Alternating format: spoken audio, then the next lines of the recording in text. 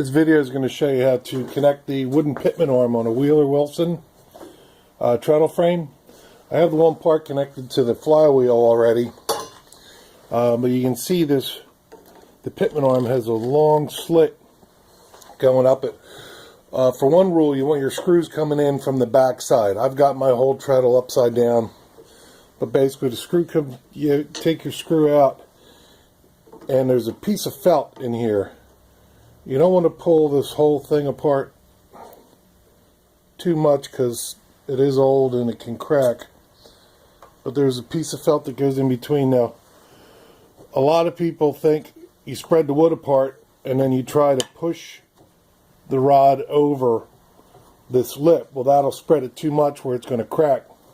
So basically what you're just going to do is you can go with a screwdriver, give it a twist so you're separating it, and then put your, let's turn this a little bit, put your connecting rod that's on the pedal over top of it. Like I said, just separating it enough and that it slides into place like that. So now you can see that it's in the groove.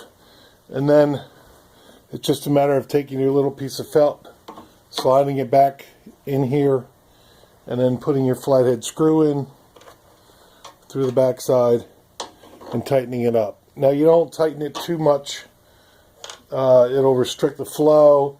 Also, it's okay to put a little oil in there to lubricate it. And both parts are the same way going onto the flywheel, but like I said, do not separate it too much, just a little bit. And just to show you again, I'll put my screwdriver in just to pull it apart enough that it slips up and out, so you don't go through the side. You don't try to come in this way, rather than you're pushing your pin down into the rod, into the Pitman arm, like this.